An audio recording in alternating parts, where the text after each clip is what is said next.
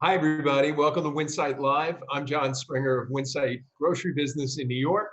I'm here today with Kat Martin in Chicago of Winsight Grocery Business and Brett Dworsky of CSP, also in Chicago. Jenn is off this week. Phil Lempert, as always, the supermarket guru in Santa Monica. Phil, I want to begin with a quick note here. The Retail Industry Leaders Association, that is the trade association that represents some of the big box retailers, Home Depot, Target, Walmart, etc., have sent a letter to the National Governors Association urging a national mask policy. I can't believe we were 4 months down the road into this COVID thing, and we're just getting to this point now. But you can't go on online anymore without seeing some kind of viral video of some idiot doing a stupid thing in a store because he's been asked to wear a mask. And what a mess. Your thoughts?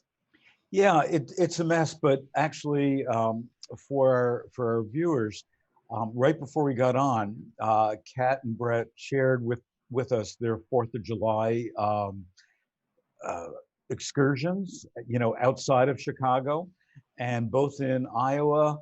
And Brett, where were you? Wisconsin. Wisconsin. They both said nobody was wearing masks. I don't get it. And to your point, Jon, I love the use of the word idiot. I cannot believe that in the United States of America, with all the information that we've got about masks, with Dr. Fauci, with governors, with everybody saying it, we're still having people not wear masks, not social distancing, and the rates just keep on going up. When are we going to wake up? When are we going to learn that this is a serious thing? It's not political. It's not a fashion statement. I mean, some people have really cool masks, but it's not a fashion statement. Just put on a damn mask. Sorry, but some good news. Kroger, who I guess I would argue has done a phenomenal job during COVID-19 in all ways. COVID just announced that it received emergency authorization from the FDA for a home COVID-19 collection kit. The kit is available to its employees this week and will expand to other companies and organizations. It is not yet ready for consumers. By the end of the month, Kroger Health and lab partner Gravity Diagnostics plan to process up to 60,000 tests a week. The way it works is an employee performs the test under telehealth guidance from a healthcare professional, then sends the completed kit to the lab via overnight delivery. Right now, the kits are available in Arizona, Colorado, Georgia, Indiana, Kansas, Kentucky, Michigan, Montana, Nevada, New Mexico, Ohio, Tennessee, Utah, and Virginia. So not for any of us. Some other, interesting, cool news. I also say that Walmart is doing a great job in COVID-19. They were the first ones to start to take the temperature of their employees. Well, beginning in August, they're converting 160 of its parking lots into drive-in movie theaters. As the pandemic continues, drive-in theaters have been making a comeback. As we know, Walmart is partnering with Tribeca Enterprises. This is interesting to me because Tribeca is owned by Robert De Niro. And they're going to program, De Niro and his company is going to program all the films. Locations and movie titles haven't yet been announced, but they'll be revealed later. The event will run through October. So I can just imagine seeing, The Godfather and, all these great De Niro movies in a drive-in movie theater. We also came across a Paris designer, and I'll get his name wrong, Christophe Guernon, that felt that the plexiglass dividers in restaurants looked like jail visiting rooms. So he made his own. They look like fancy lampshades. We're putting it up for everybody to see, suspended from the ceiling, except in place of a light bulb sits the diner. He said he now gets 50 orders a day. And here's the best part, which is interesting to me. He recently ate a truffle risotto inside his lampshade, and he said it even enhances the food aromas. So it'll be interesting to see. I'm not sure that the food aromas would be enhanced for me in all this plastic. I guess he's figured out how to not make plastic smell.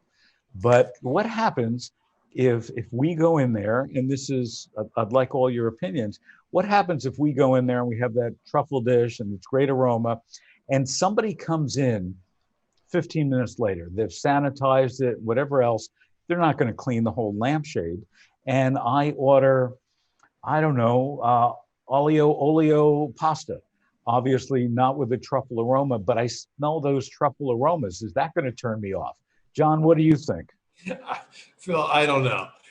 Listen, there's all kinds of compromises that retailers, restaurants, anybody in the food business has to make to deal with this. I think, kudos to this guy for thinking creatively about it. I think the restaurants all got to give it some thought, and then it's going to be a matter of checking it out. We've talked about here looking at the evolution of supermarkets, which were hanging shower curtains from the ceilings before they were able to put in the plexiglass. And I'm sure we're going to see a long evolution of this. This is kind of, emergency triage to get things open. And look, ultimately, it's probably not going to be the aroma inside your domed plexiglass that's going to determine the success or failure of restaurants reopening. That's just my thought. So Kat, would you go into a restaurant and sit under one of these plexiglass lampshades? So just so you know, it doesn't go over the entire table like the cone of silence did in Get Smart, for those of you that might remember that, probably nobody. But these are individual, lampshades, clear plexiglass lampshades. So if you're having dinner with somebody, they're in one lampshade, you're in another. Well, I mean, I suppose, why not? If we want to get out of our homes, I would imagine that the lampshade, really kind of just traps the aroma in. So I guess you better hope you like the smell of what you're eating. Exactly. With the people before you were eating too. But I noticed, I know here in Chicago and a lot of cold weather areas, that there were some bars that were starting to introduce, I don't even know what they were called. They were like igloos or something, where they would keep their rooftops open in the winter, and you would go into these plastic enclosed rooms. Oh my God. Actually.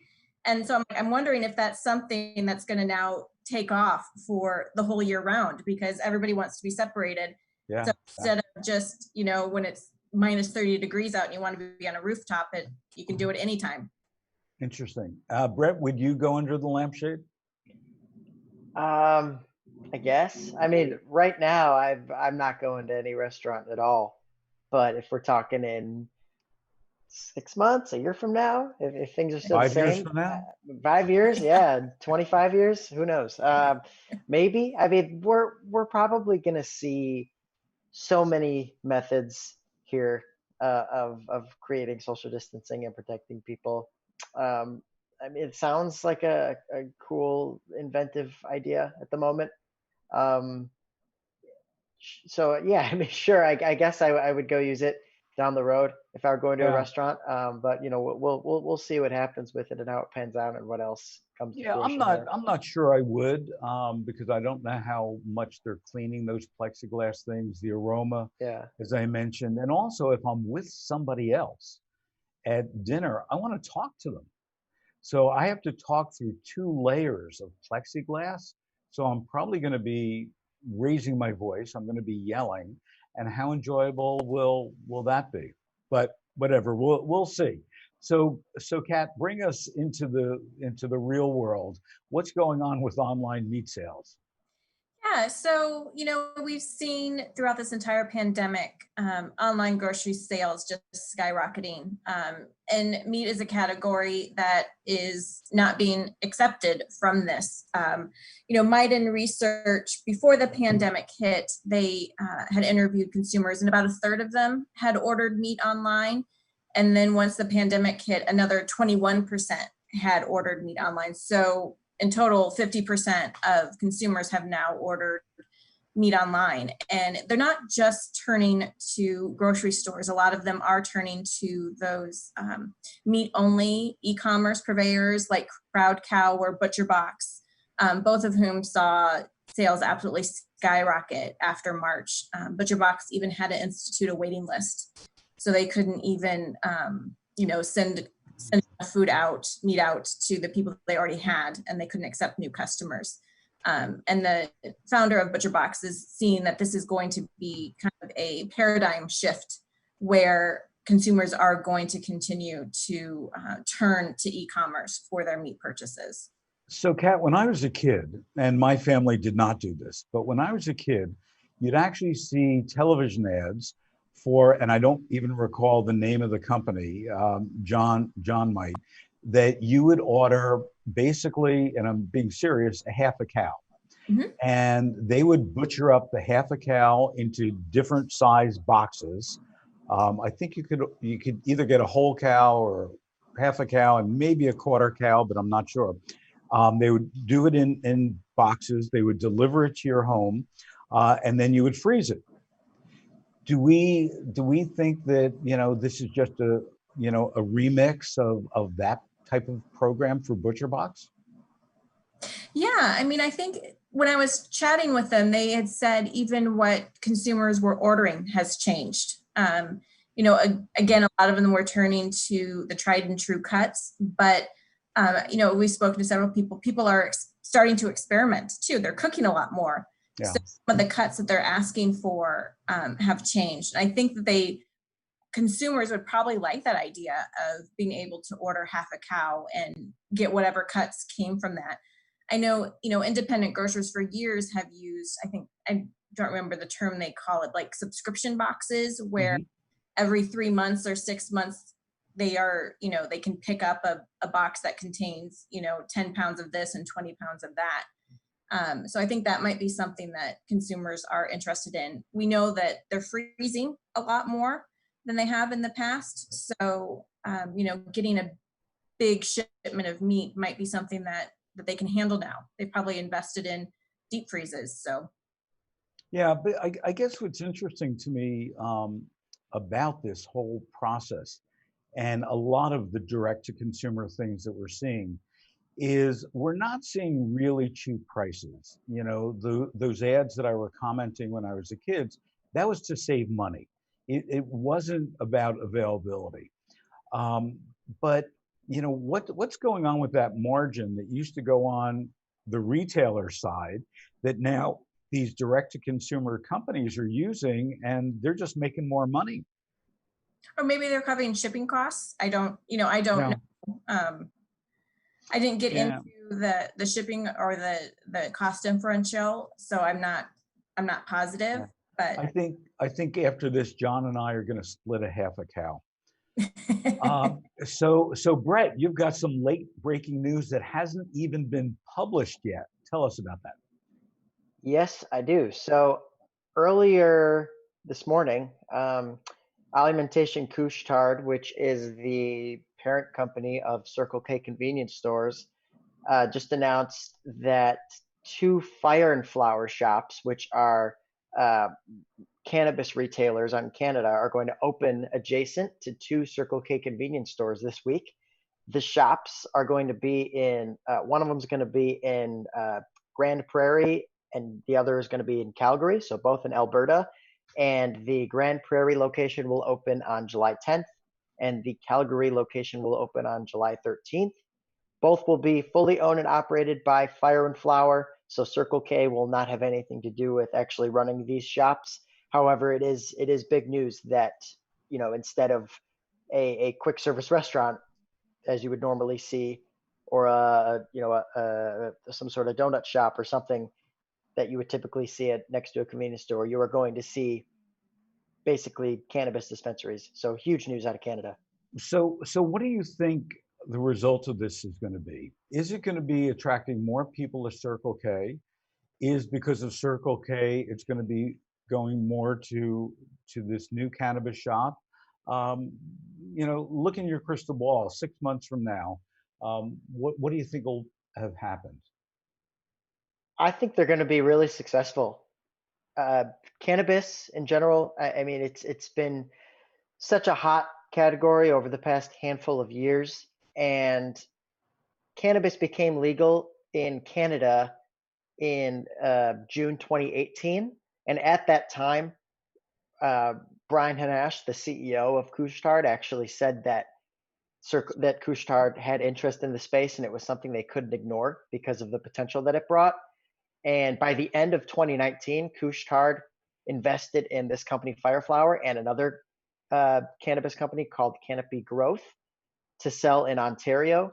So obviously, Couche-Tard has been interested in this space for a few years now. And since they're the second largest C-store chain in North America, they have 6,000 stores in the US alone. They operate almost 15,000 stores around the globe.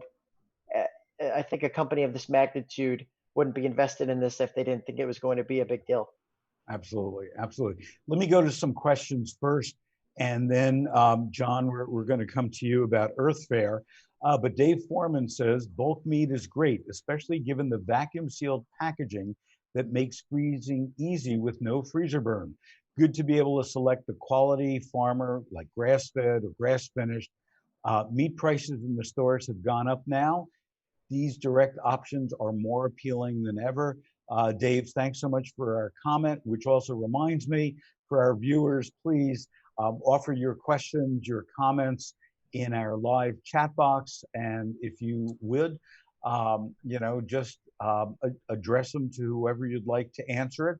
And if not, we'll all answer it. So John, what's going on with Earth Fare?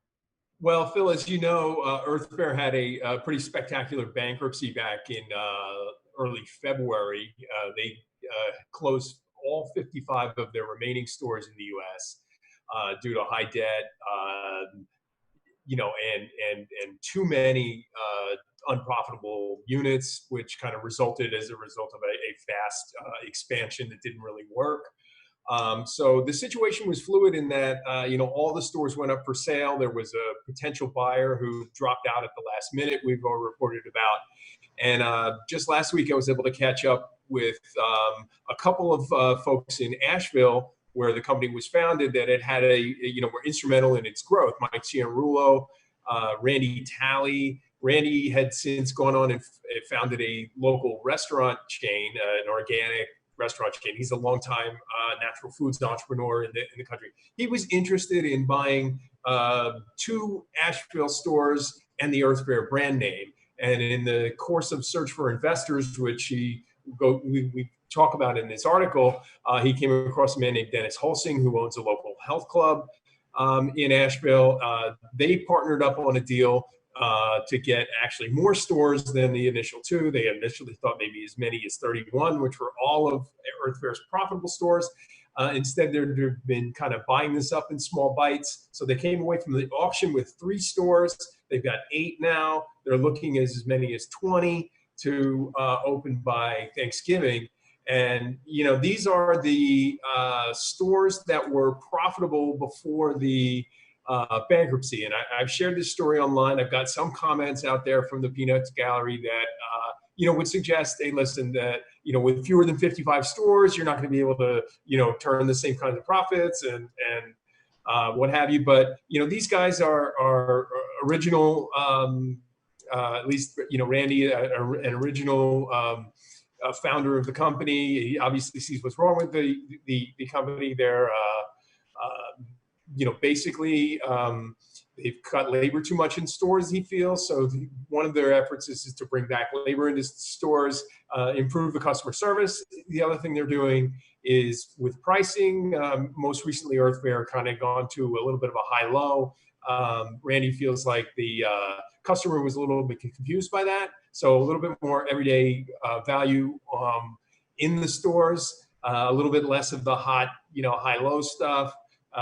More employees and familiar employees to the workers, and locations that have succeeded before. That's the plan. So John, besides the customer experience, which you point out wasn't what Randy liked, the high-low pricing, why else did Earth Fare, have to go bankrupt? I've been in Earth Fairs. I thought it was a great format. Loved, not this year, obviously, but probably going back, a year, visited a bunch of them. I thought they were on the right track. What went wrong? Yeah, I mean, you're right. And we saw pictures of their new stores were gorgeous, inside. Again, look, they were private equity owned. They had a lot of debt, right? So you need to be successful in order to Yeah. service that debt. And I think their thought was, let's get to the point where we're generating enough cash that we can deal with the debt, and then we'll deal with the stores. Again, so I think that, at least in the interpretation of Dennis Holsing, who is now bankrolling the New Deal, um, they kind of cut too close to the bone on labor in stores in order to sort of get as many locations as they could in order to generate the cash they needed to pay down the debt. And again, that ultimately didn't work. They had talks with a potential buyer, again, for the profitable stores, not all of them, that tried to save them. But you know, look, it all comes down to dollars and cents, right? You've gotta pay the people you owe, and if you're unable to do that or unable to make a deal that will allow you to do that, then it's sort of up for grabs. I guess what's encouraging about it is that this came in quick succession with Fairway and Lucky's Markets financial troubles also, and then there was a tendency to believe, natural food, Earth Fare especially, right? There was a company that had very high standards for food. They had a strong, what they call a boot list of ingredients they wouldn't sell and processes they wouldn't abide by. And, I think a lot of people, came to the conclusion that maybe natural food stores, didn't have a future as a result of this. And these guys say, no, we know, we're believers. We know we have customers who are believers. It's just a matter of presenting it to them the right way. So, John, Dunnhumby has come out pretty strong saying moving forward, price is going to be probably number one in the eyes of consumers. And Dunnhumby, obviously works very closely with consumers from an intelligence. Tell us a bit more about that. And Kat, love you and Brett to chime in on price as well.